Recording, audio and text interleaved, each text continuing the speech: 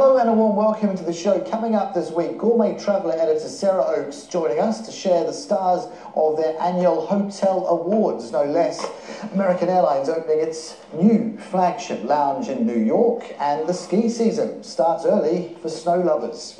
First off though, Sydney Airport's revealed plans to build a new international terminal beside the existing domestic terminals in order to cope with strong passenger growth. Terminal 4 will be on the site of the Qantas jet base, currently located between Terminals 3 and Qantas Drive. Let's get more with Bruce Piper, Managing Editor of Travel Daily. Bruce, warm welcome into the show.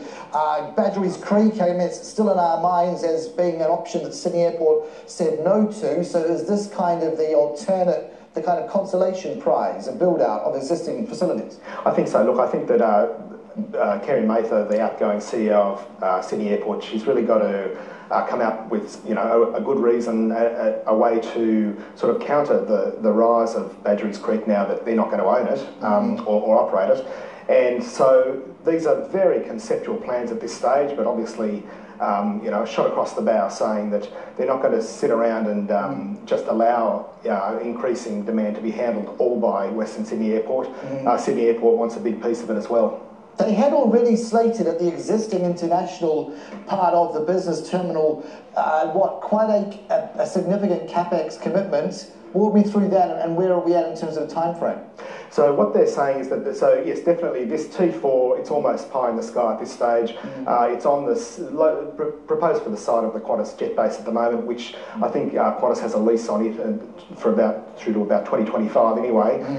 Shorter term, yes, they've talked about $500 million they're going to spend on new facilities, expanding the existing international terminal, more gates, baggage handling, an ongoing investment program that we're already seeing, parts of. Okay, the Qantas jet base, meanwhile, moves afoot to relocate that realistically?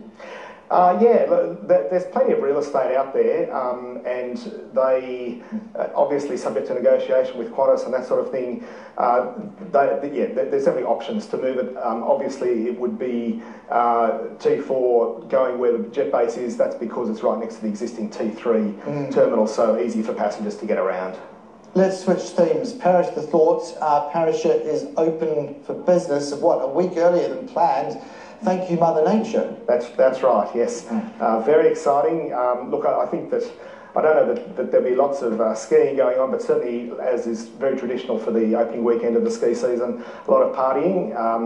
It's been so cold. If you're in Sydney today, you're certainly feeling the cold, and that's enabling all of the resorts to madly make snow, and they got a nice dump of, I think they're talking about 20 centimetres, so that gives them a bit of a base. And yeah, certainly a way to kick off the season in style. Is that going to accelerate opening plans for any of the others in that space, or they'll just sit back and watch and no change to their slated open for business schedule? Perish is the only ones that have announced anything at this stage.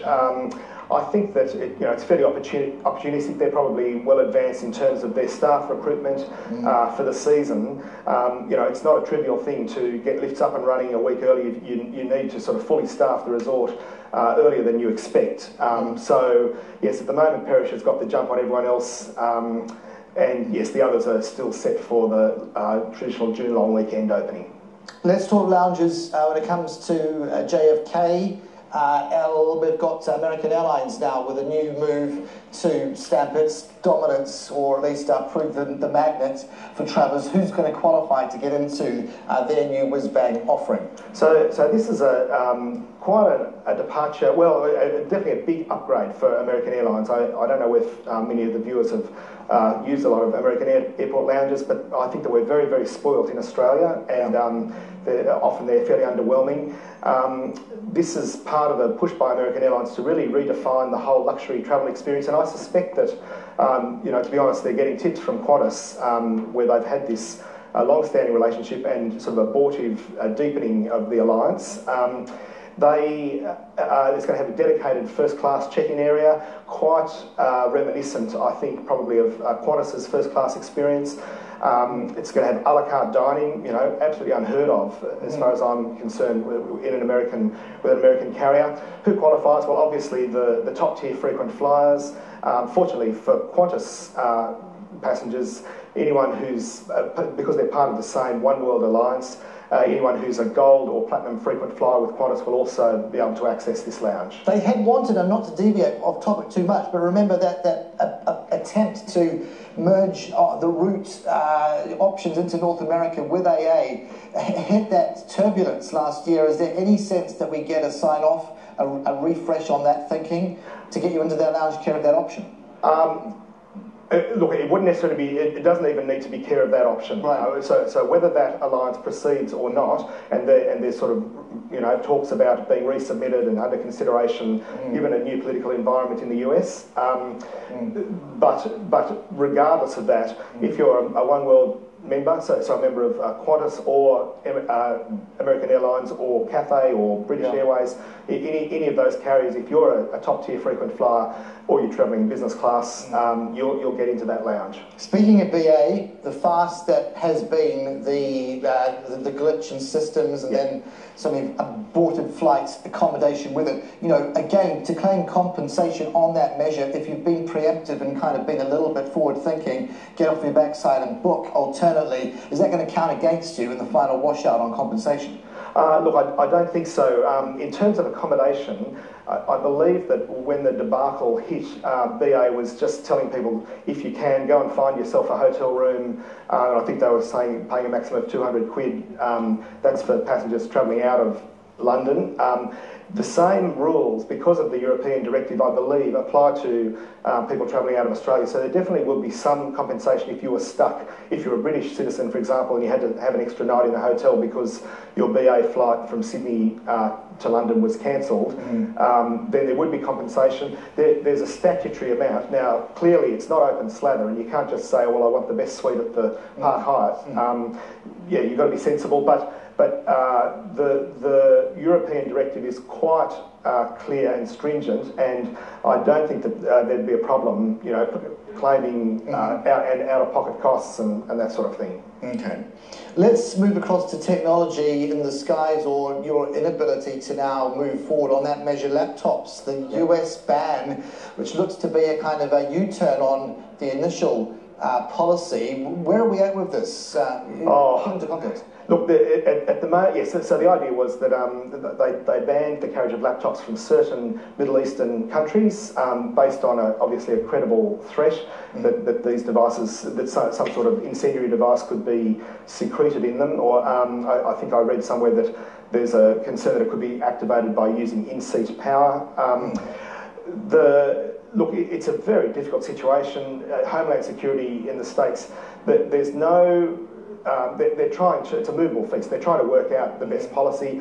The latest thing was a comment pretty much off the cuff, I think, by a senior official who said, oh, well, maybe we're going to introduce it on every flight. And so, of course, there's been a big reaction to that from business travellers thinking, my gosh, not just Middle East, but also flying, straight into the States from anywhere, including Europe or Australia, could be affected. There's no certainty or, clarity about this at the moment. It's really just an off-the-cuff comment. Okay, so keep your eye out for latest developments. Brief final thought, Japan Airlines are ramping up ops down under Melbourne, the locus of where they look to be building things out from. What's this really looking to tap? Is this a ski option kind of build out, or it's more about the other side of things, Japanese tourists coming to Melbourne?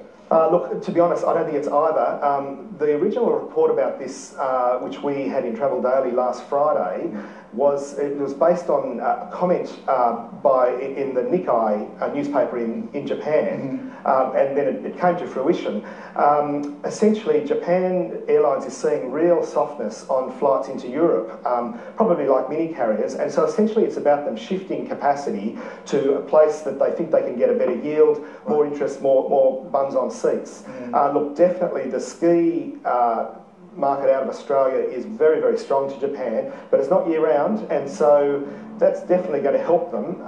But essentially, yes, what they're really looking at is year-round, looking for somewhere that people are going to travel to Japan to and from. They're definitely not flying from Japan to and from Europe. Point taken. All right, so we look to be the winners. Exactly. The price war could unfold off the back of it if it hasn't already started. Bruce, thank you. Take good care. Bruce Piper, Travel Daily editor there, live from our Sydney CBD studio. Taking a break. When we come back, the best of the best when it comes to Australia's hotels, bars and the mini bar experience. We'll speak to the editor of Gourmet Traveller on their annual hotel guide that's just been published after this break.